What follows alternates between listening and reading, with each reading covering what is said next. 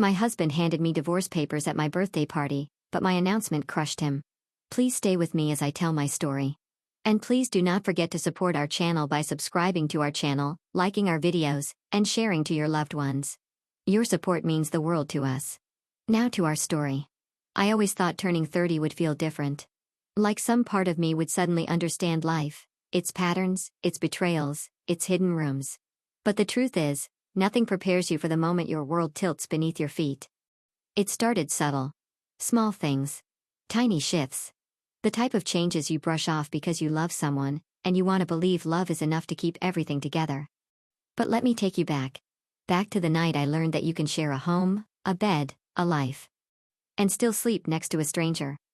My name is Claire, and this is the story of how my husband handed me divorce papers at my birthday party, and how the secret I revealed afterward destroyed him far more than leaving him ever could. Stick with me while I share my story. And if it touches you, don't forget to support our channel by hitting that subscribe button, dropping a like, and sharing it with the people you care about. But I won't start with the papers, no. I want you to see how the ground formed beneath my feet before it cracked. I remember waking up that morning with this weird heaviness in my chest. Not dread. Not sadness, just heaviness. Like the air around me was whispering a warning I wasn't ready to hear. Daniel was already up, showered, dressed, acting like he hadn't slept at all. "Morning," I said, rubbing my eyes, yawning. "Morning," he replied without looking at me. He was focused on his phone, way too focused. I didn't think much of it. Not then. But looking back, there was something cold about him that morning. Something distant, like a man walking backward out of a life he didn't want anymore. I spent the morning answering birthday messages, laughing at my friends' ridiculous memes, and trying not to feel weird about the fact that my husband hadn't planned anything. At least, that's what I thought. Around noon he walked into the living room and said, completely casually, "Make sure you're dressed by 7. People are coming." People? What people? I asked. "You'll see," he said, grabbing his keys and heading for the door. That's the thing about Daniel, he always liked control. He liked holding information hostage and releasing it on his terms. If you'd asked me back then, I would have said it was mysterious, quirky. Maybe even charming. Now I know better. It wasn't any of those things. It was manipulation disguised as romance.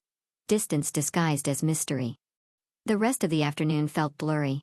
I kept telling myself not to overthink things, not to get emotional. It was my birthday. People were coming. There'd be food, drinks, laughter. And Daniel had planned something, which I hadn't expected at all. So I tried to push the heaviness away. I picked out a dark red dress, the one Daniel used to say made me look dangerous in the best way. I curled my hair, put on soft lipstick, sprayed the perfume he bought me years ago, the one he said made him lose his mind a little. Funny how memories betray you. By 7, our living room was glowing with warm lights.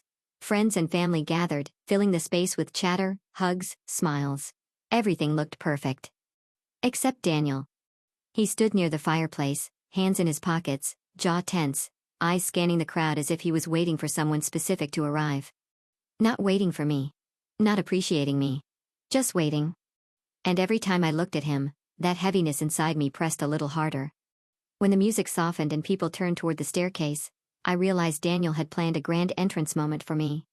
Everyone clapped as I came down. My mom blew kisses. My best friend whistled dramatically. It should have made me happy. But Daniel's expression didn't match any of that. He looked detached, distracted, uncomfortable, even. I reached the last step and kissed him on the cheek. His skin was cold. He pulled back slightly. So slight that others wouldn't notice. But I did. And in that tiny movement, barely a centimeter of distance, I felt something in me fracture. The toast happened quickly. Too quickly. Like he wanted to get it over with.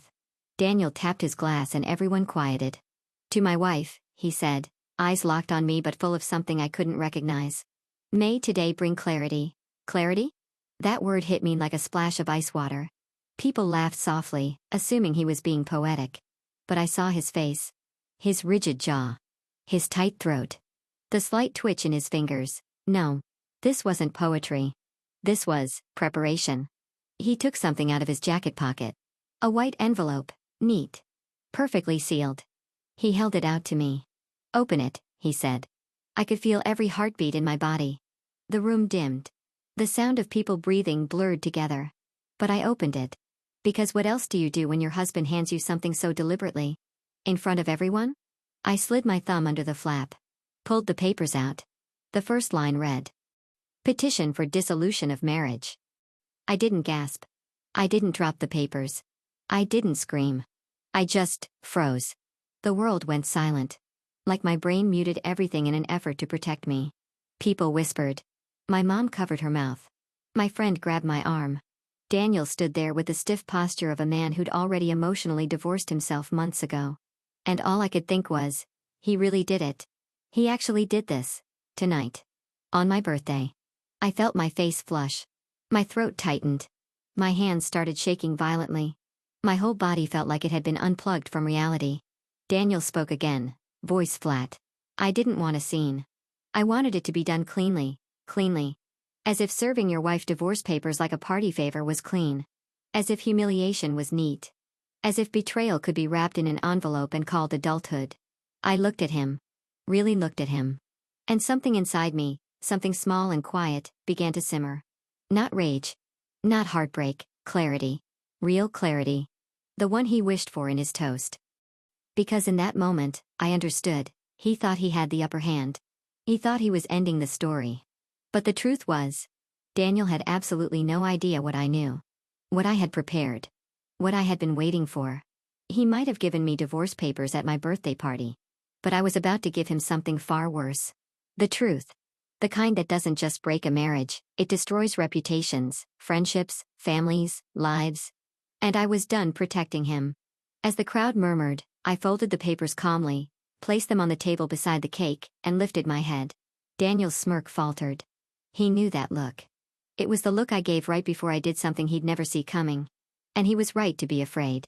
Because the woman he tried to humiliate was about to humiliate him 10 times worse. Right there. In front of everyone he respected. And the best part? He would never see the final twist coming. Not in a million years. There's a specific kind of silence that falls when people witness something they know they shouldn't be seeing. A wrongness that freezes the air. That was the silence in my living room after Daniel handed me those papers. No one moved. No one breathed too loudly. It was like the universe paused, not for him, but for me. Daniel shifted his weight, growing restless under the weight of everyone's stares. He didn't expect this reaction. He thought people would applaud his maturity, maybe pity him for trying to move on. He never anticipated that he would look like the villain at his own wife's birthday. And he definitely didn't anticipate what I was about to do next. I swallowed hard, feeling my heartbeat echo in my eardrums. My fingers twitched slightly, still trembling from the shock, but my mind was becoming clearer by the second. He planned this. Maybe for weeks. Maybe months. People don't wake up and decide to serve their spouse divorce papers in front of friends and family for cleanliness, no? This was strategic. A performance. But he forgot something. If he wanted a stage, I could give him a show. I looked at him for a long moment. His eyes darted away, toward the doorway again. He was waiting for someone who hadn't shown up yet. It hit me then, subtly and painfully. He didn't come here to end our marriage. He came here to announce it. To walk away with someone else. To publicly close one chapter while stepping right into another. And suddenly that heaviness I'd felt all day. It made sense. You did all this tonight? I finally asked, my voice soft and steady. On my birthday? He shrugged, as if this was all perfectly reasonable. It's symbolic, Claire. New decade, new life. A few people gasped. My mom's hand squeezed my shoulder tighter than necessary. I could feel her shaking. I turned to look at the crowd, confused faces, embarrassed expressions. Everyone standing in the ruins of a marriage they never expected to witness. And somehow, despite the humiliation, I felt nothing.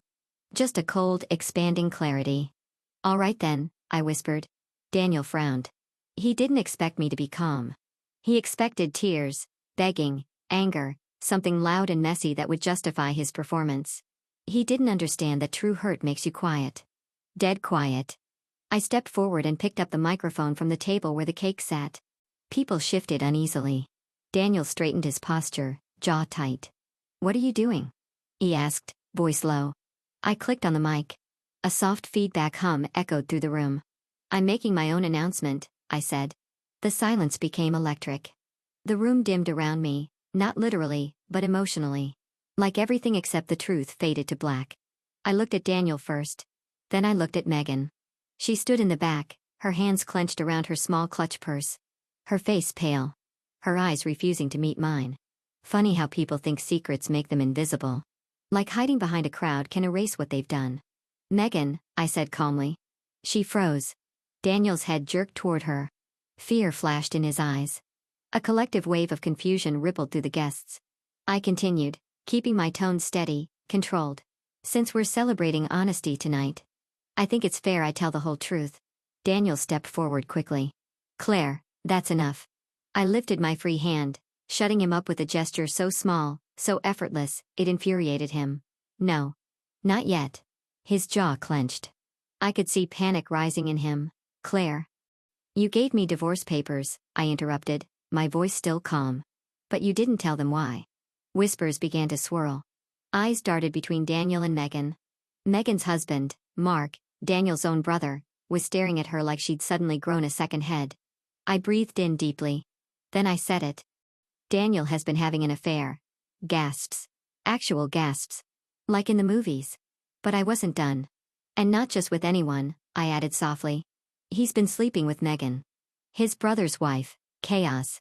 Pure chaos. Mark stumbled backward. A woman covered her child's ears. My best friend whispered a curse under her breath. Megan shook her head violently, whispering, No, no, Claire, please. But the damage was done. And the truth was out. Daniel's face drained of all color. He looked like a man watching his world collapse in slow motion. Claire, stop, he shouted. Why? I asked quietly. You wanted clarity, didn't you? That line hit him like a slap. He took one step toward me, and that's when Mark lunged at him. Guests pulled them apart as shouting erupted. The room turned into a storm of accusations, tears, and chaos. And I just stood there, holding the microphone, breathing steadily. Because I hadn't even revealed the worst part yet. As people tried to separate Daniel and his brother, I continued speaking, not loudly, but clearly enough for everyone to hear. You know, I expected the cheating, I said. Maybe not with her, but I knew something was off. Daniel turned toward me, chest heaving. You don't understand. Oh, I understand more than you think. The room began to quiet again. Everyone wanted to hear what I would say next. Even Daniel, who looked like he was silently begging me to stop. Because 6 months ago, I continued, I saw the charges on our joint account. Daniel's eyes widened. Here we go. I lifted my phone and opened the screen. The transaction list glowed brightly. Hotels, I said, flights, dinners in places you told me you'd never been. People stared at him with disgust. But the worst part was still coming, and I watched Daniel's soul shrink as he realized what I would say next. And then, I said, I found something worse. The room leaned in. Someone opened a credit line in Megan's name. A large one. Tens of thousands of dollars. All used to fund their affair. Megan gasped, covering her mouth. Mark stared at her like he'd been stabbed. Daniel broke. No, no, Claire, we can talk about this. Talk? I repeated. You wanted to talk? You served me divorce papers at a party. He flinched. I stepped closer. You forged Megan's signature, didn't you? His silence was enough. The guilt in his eyes was loud. The room exploded again. Megan screamed at him. Mark tried to swing at him a second time. Daniel backed away, desperate, frantic. And I felt nothing but release. The heaviness in my chest was gone. Completely gone. Because the truth was finally out. He didn't just betray me. He betrayed his brother. His family. His responsibilities. His morals. His marriage. His integrity, if he ever had any. He thought he would humiliate me tonight. But all he did was give me the microphone. And that was the biggest mistake of his life. The chaos continued for minutes, long, messy minutes that felt like hours. Daniel tried to talk to me. Tried to get close. Tried to explain. I stepped back every time. Because the truth is, once someone shows you who they are, you can't unsee it. And he had shown me everything. But the night wasn't over. Not for him. And not for me. Because there was one last twist he didn't know was coming. One more truth I'd been saving. Not to hurt him. But to set myself free. And when I finally said it, the look on his face would be something I'd remember for the rest of my life. I didn't sleep that night. Every time I closed my eyes, I saw the envelope again. The way he smirked. The way the room froze. The way my stomach dropped straight through the floor. I kept replaying his words in my head. Let's not make this harder than it needs to be. Harder? He blindsided me at my own birthday party, and somehow I was making things harder? The sun wasn't even up when I got out of bed. I showered, got dressed, and left the house without looking at him. He didn't deserve my voice. Not even a glance. I didn't have a plan yet. Revenge was a cold idea forming in the back of my skull, but not solid. Not shaped. I just knew one thing. I wasn't going to let him win. I drove aimlessly for a while, until my hand somehow steered me to the only place that ever calmed me down, my mother's old house. The one she left me after she passed. A quiet, creaky, sunlit place full of memories and secrets. I unlocked the door and stepped inside. And the silence hit me like a wave. This house had always been my refuge. Today, it was my war room. I sat at the kitchen table, pulled out the divorce papers, and began reading every line like a woman studying her enemy's map. Clause after clause. Detail after detail. And when I reached the section about finances, I felt my throat tighten. He wanted half of everything. But not just what we built together. He wanted half of the house my mother left me. Half of her legacy. Half of the only thing in this world that still felt like home. My vision blurred. And that was when everything clicked. This wasn't about divorce. This wasn't about our marriage failing. This wasn't even about me. This was about money. He wasn't leaving me for love, passion, or even another woman. He was leaving me to cash out. My heartbreak evaporated, replaced by a cold, steady flame. Fine. If he wanted to play financial games. He chose the wrong opponent. I took a deep breath, stood up, and walked to the back room. The one with the heavy metal door my mother told me never to open growing up. The one that held every piece of paper, receipt, and document from her entire life. If I was going to destroy him, I needed something real. Something solid. Something he couldn't wriggle out of. And I was going to find it. The room smelled like old leather and dust. Boxes were stacked to the ceiling. I started digging. Bank statements. Old wills. Property deeds. Tax documents. Nothing helpful. Not yet. I kept searching, my nails breaking against cardboard, my hands shaking from desperation and anger. Then, at the bottom of a steel file drawer, I found something. A folder labeled only with a date. 10 years ago. The year my mother had quietly argued with him. The year she suddenly stopped trusting him. The year she told me, be careful what you share with that man. He smiles too quickly. My heart hammered as I opened it. Inside was a series of photocopied checks. All written by him. All signed in shaky handwriting that wasn't mine. And all addressed to an account I didn't recognize. The memo line said, business expenses. Except there was no business. Not then. Not ever. My husband had been siphoning money from my mother behind my back. For years. And she knew. But she never told me why. My chest ached. Not from the betrayal, from the realization that my mother had tried to protect me from the man I married. A second sheet in the folder made my fingers go numb. A printed bank statement. With a single transaction circled in red marker. $42,000. Withdrawn in one day. By him. This wasn't just a secret. This was a weapon. A very sharp, very clean weapon. He wanted half of my mother's house? He was about to lose everything. I took photos of all the documents, scanned them with my phone, and organized them into a folder labeled insurance. The irony wasn't lost on me. Because that's exactly what this was. I sat back down and closed my eyes. My revenge was beginning to take shape. A slow, precise, surgical takedown. The kind that doesn't leave bruises, only consequences. But before I could plan the next step, my phone buzzed. His name lit up the screen. I stared at it, letting it ring until it stopped. Then a message appeared. We need to talk. Talk? Now he wanted to talk? I ignored it. 5 minutes later. I think we both acted poorly last night. Poorly? He publicly humiliated me, then acted like a CEO giving feedback. The messages kept coming. I want us to handle this with maturity. Translation, he wanted to stay in control. Then. We're both adults. Let's do this the right way. I laughed out loud. A bitter, humorless sound. Finally. Let's meet. I'll come over. No. He would not walk into my mother's house. He had already taken enough from her. I blocked his number. Then I made the most important phone call of the day. My best friend, Clara. She picked up on the first ring. "Where are you?" she asked, her voice sharp with worry. "My mom's house." "I'm coming right now." "No," I said immediately. "Don't. I need you for something else." "For what?" "I need a list of the best divorce attorneys in the city. The expensive ones. The ruthless ones." There was a pause. "Oh," she breathed. "So you're not just leaving him. You're ending him." "Exactly."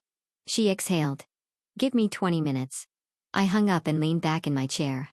I wasn't crying anymore. I wasn't shaking. I wasn't scared.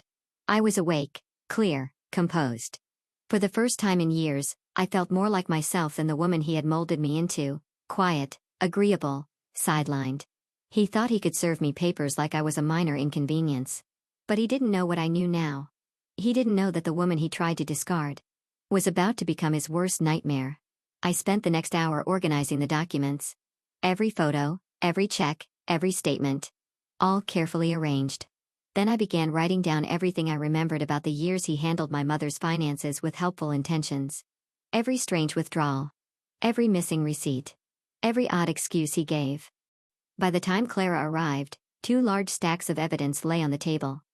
She stepped inside, took one look at my face, and said, "You're past the heartbreak phase."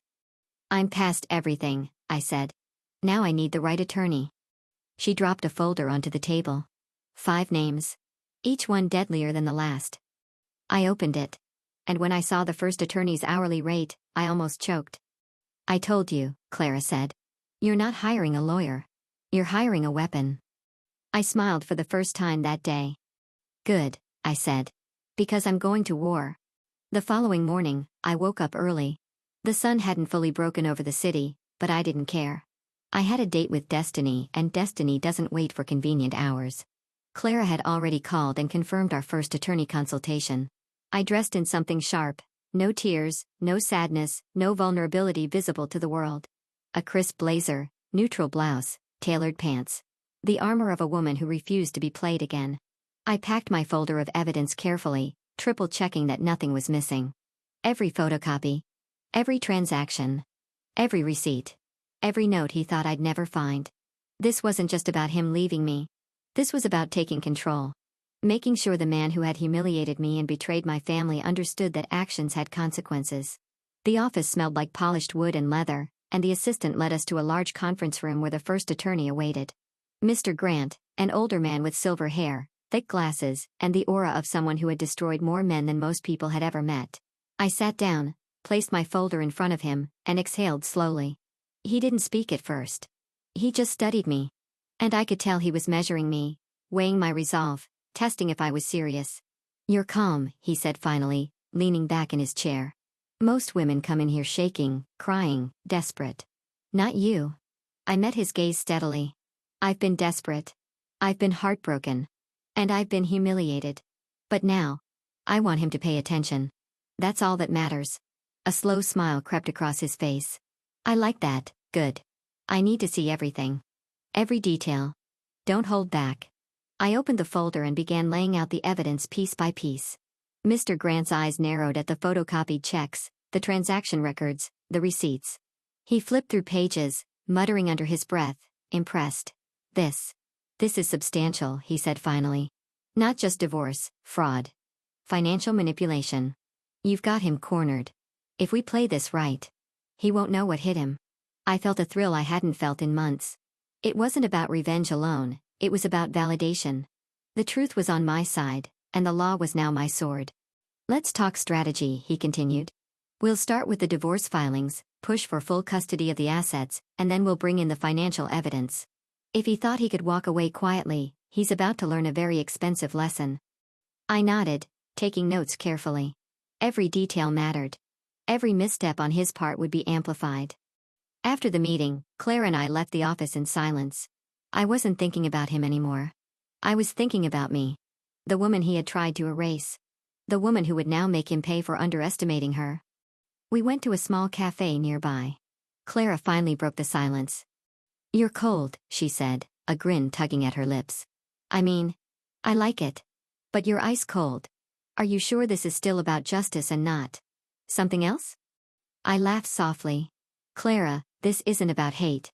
Hate is messy. It clouds judgment. This is about clarity. About proving I'm untouchable. She nodded slowly, understanding. You've changed, she said.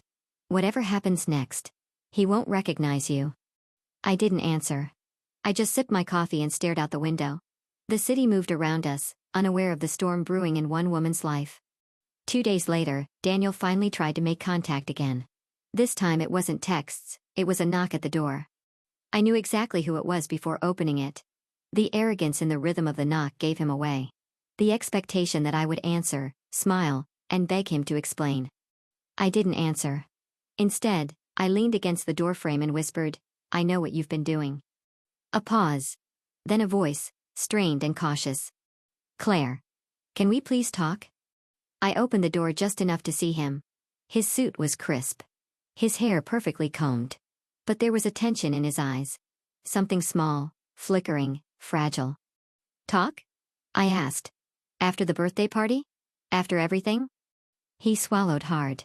I made mistakes. I didn't know how to say it. Daniel, I interrupted, voice steady, cold. I've seen your mistakes. I've read your lies. I've documented your betrayal. I know everything. And now I'm done listening to excuses. His face changed. For the first time, the confident mask slipped. Fear flashed across his eyes, fast and fleeting, but undeniable. I can make this right, he whispered. I laughed softly, bitterly. You can't fix what you've already done. And I'm not asking you to. Then, I pulled out my phone, showing him the folder labeled insurance. His eyes went wide as the files scrolled across the screen. Checks, statements, receipts, every last detail of his theft, fraud, and lies. I'm done being the victim, I said. From this moment on, every decision I make is about me. And about my future. You thought you could humiliate me at my birthday party, ruin my reputation, and walk away? You just handed me the power. He tried to speak, but I cut him off. You'll see what I do next. And believe me, it won't be pretty. For the first time, I saw him stumble backward, unsure. The man who had walked into my life like a storm was suddenly small, fragile, cornered. I shut the door slowly. And for the first time in weeks, I smiled. A real smile. A smile that belonged to no one else but me. Over the next few days, everything escalated. I filed for divorce. I applied for full custody of the house, all assets, and eventually, full control over the family finances. Daniel tried to fight back, but the evidence was overwhelming. Each attorney meeting, each deposition, each filing in court made him flinch, shrink, and falter. The courtroom became a stage. But this time, I was the star. The judge asked pointed questions. Every time, I answered calmly. I didn't yell. I didn't cry. I just stated the facts. Checks, transactions, receipts, emails, bank statements. The proof of his affair. The evidence of financial manipulation. Every shred of deceit meticulously laid bare. He had no response. No charm. No story. Just fear, shame, and the realization that he had underestimated me at every turn. And through it all, I stood steady, composed, empowered. Finally, the day of the final hearing arrived. I walked into the courtroom holding my folder tight. Daniel tried to appear calm. But I could see it in his eyes, the panic building like a storm cloud. The judge read through the evidence methodically. The fraud. The embezzlement. The affair. The public humiliation. With every piece of proof, Daniel's confidence crumbled. By the end of the session, the ruling was clear. Full custody and control over the house and finances awarded to me. Daniel had to pay restitution, legal fees, and lost all claims to property he thought he could take. His request for joint custody and shared finances was dismissed completely. The room was silent. Even his lawyer looked stunned. And I felt a calm, quiet satisfaction. Not revenge, justice, pure, absolute, controlled. Weeks passed after the courtroom victory. Life felt lighter. Not perfect. Not without scars. But lighter. I had regained my home, my finances, my dignity, and most importantly, control over my life. Daniel? He tried to maintain appearances, but everyone could see through it. His arrogance had cracked. His charm no longer masked the truth. And then came my birthday, the 1-year anniversary of the day he had humiliated me. I could have skipped it. I could have avoided the spotlight entirely. But I didn't. Instead, I planned a celebration. Not for him. Not for revenge. For me. I invited only family and close friends. The house was filled with laughter, warmth, and the kind of joy that no betrayal could taint. I stood at the doorway, dressed in a simple, elegant dress, smiling genuinely. I had my friends, my family, and my life back. And then, the doorbell rang. Daniel and Rachel. I saw them through the glass. His face twisted with a mix of arrogance and hesitation. Her belly now clearly visible beneath her dress. Both expecting me to react. I didn't. I didn't flinch. I didn't falter. I didn't show them the slightest sign of the woman they had tried to humiliate. Instead, I greeted them politely. "Hello," I said softly. No anger. No venom. Just calm, controlled dignity. They stepped inside, clearly expecting drama. Whispers ran through the room. Guests exchanged awkward glances. Then I stood, holding a small envelope in my hand. "Before we begin the celebration," I said, voice steady, "I want to share something with everyone here." Daniel's confident smirk faltered. Rachel's expression hardened. I took a deep breath. "I want to thank all of you for coming today," I continued, holding the envelope aloft. "This year has been challenging. But it has also been a year of clarity. A year of lessons. And a year of proof that betrayal doesn't have to define you." The room grew quiet. Even Daniel leaned forward, intrigued despite himself. I paused, letting the suspense build. "Today," I said, "I want to reveal something important. Something Daniel never expected anyone to know." I slowly opened the envelope and held it out, letting everyone see the contents. Bank statements, receipts, documents. The proof of everything. Daniel's jaw dropped. Rachel gasped. "Ladies and gentlemen," I said, voice firm, "this man tried to humiliate me, steal from my family, and walk away with what wasn't his. But the truth is now here for everyone to see." A murmur ran through the room. Shock, disbelief. I didn't wait for him to respond. I continued. "I've spent the past year rebuilding, reclaiming, and preparing for a future where betrayal has no power over me. I'm stronger. I'm wiser. And I've ensured that my family, my friends, will always see the truth." Daniel's face turned pale. His eyes darted around the room, looking for support. But no one reached for him. No one believed him. Rachel's lips pressed into a thin line. Anger and frustration warred with disbelief. Even she could see that their carefully constructed image of freedom and control had crumbled. I lowered my voice, letting the final blow land. "And now," I said softly, "I'm moving forward. With my family. With my friends. And with a future that he will never touch." I smiled, genuine and serene. And then, in one final act, I handed the envelope to my brother Mark. "Take care of this," I said. "He tried to erase me. But the record remains. For everyone to see." Daniel's knees went weak. He realized the full scope of his failure. He had tried to humiliate me at my party, only to be publicly exposed. Not with anger. Not with shouting. But with calm, undeniable truth. He tried to speak, but no words came. Rachel tugged at his arm, frustrated, as if blaming him for their shared disaster. I turned to my guests, letting the weight of the moment settle. "And now," I said, smiling, "let's celebrate what really matters: friendship, love, and integrity." The tension evaporated. Laughter returned. And for the first time since he had handed me the divorce papers, I felt complete relief. Because this wasn't revenge through cruelty. This was revenge through dignity. Through power. Through truth. And Daniel? He had nothing left to show. I didn't gloat. I didn't scream. I didn't throw his betrayal back in his face. I just stood tall, calm, composed. And victorious. In the months that followed, life returned to normal. I focused on my career. My home. My friendships. And most importantly, I focused on myself. Daniel faded from my life. Not forcibly. Not angrily. But naturally. His attempts to contact me dwindled. His public persona faltered. And those who knew the truth finally saw him for what he was. I had rebuilt my life. Stronger than ever. And I knew that no matter what challenges came next, I could face them. Because I had survived humiliation. I had survived betrayal. And I had turned weakness into strength. And that, more than anything, was worth celebrating. Weeks after the birthday reveal, life settled into a rhythm I hadn't experienced in years. I woke up each morning without the lingering anxiety that had once consumed me. No more fear of unexpected knocks. No more whispers behind my back. No more uncertainty about who could be trusted. Instead, I had clarity. A home that was truly mine. A career I had poured my heart into.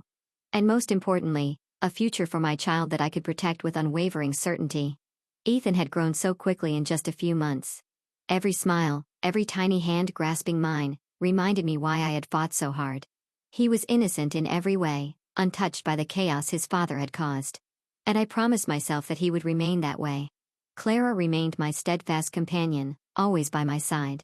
She celebrated my victories, no matter how small, and reminded me to appreciate the life I was building. Together, we laughed over coffee in the mornings, reminisced about the absurdity of Daniel's arrogance, and planned small adventures that made life feel light again.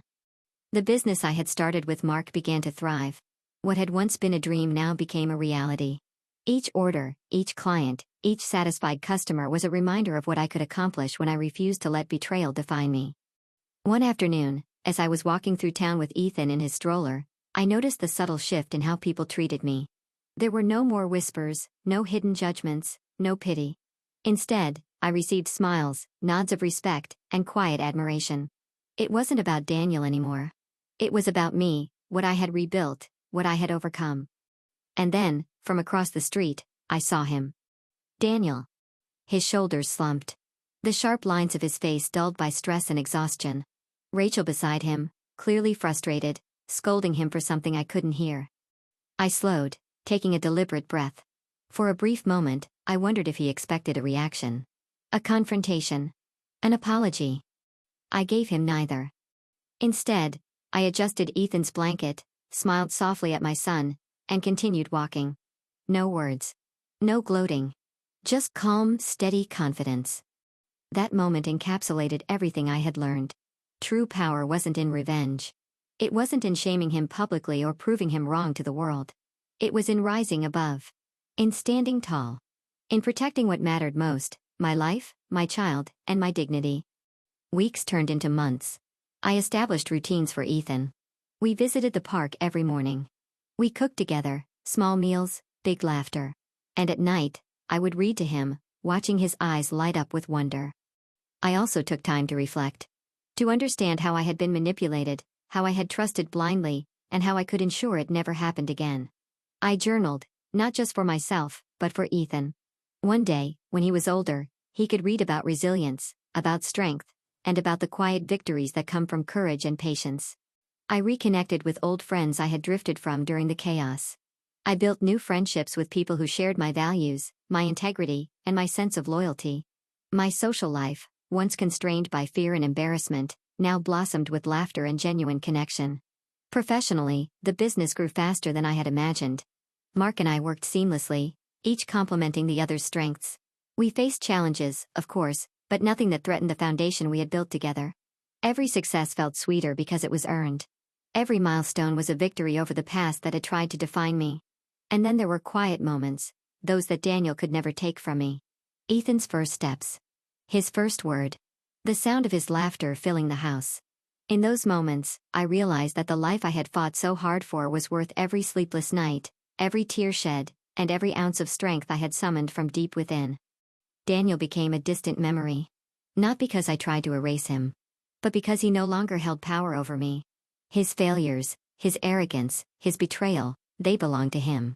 And my life, my happiness, my family, they belonged to me. One evening, as I rocked Ethan to sleep, I reflected on the year that had passed. The humiliation, the heartbreak, the public exposure, they were all chapters in my story. But the most important part, the part that mattered, was the ending I had written for myself. I whispered softly to Ethan, my voice steady and calm. You are my joy, my reason, my future. Nothing can ever take that from us. And one day, you'll understand how strong your mom was when the world tried to break her. As I kissed his forehead, I felt a sense of peace I hadn't known in years. I had survived the storm. I had reclaimed my life. And I had emerged stronger than I had ever imagined. Because life is unpredictable. People betray. Plans fall apart. But resilience. Resilience is forever. And in the quiet moments, I realized something profound. I didn't need Daniel to validate me. I didn't need revenge to feel whole. I didn't need his acknowledgement to recognize my worth. I had everything I needed. My child. My family. My friends. My integrity. My strength. And that was enough. I stepped out onto the porch, watching the sun dip below the horizon. Ethan slept peacefully inside. The world felt calm, safe, and promising. And for the first time in a long time, I smiled without hesitation. Because this wasn't just the end of a painful chapter. It was the beginning of everything else. The life I deserved. The life I had fought for. The life I would continue to protect, cherish, and thrive in, no matter what. And Daniel? He was nothing more than a memory, a lesson, and a reminder of how strong I could be when I refused to be broken.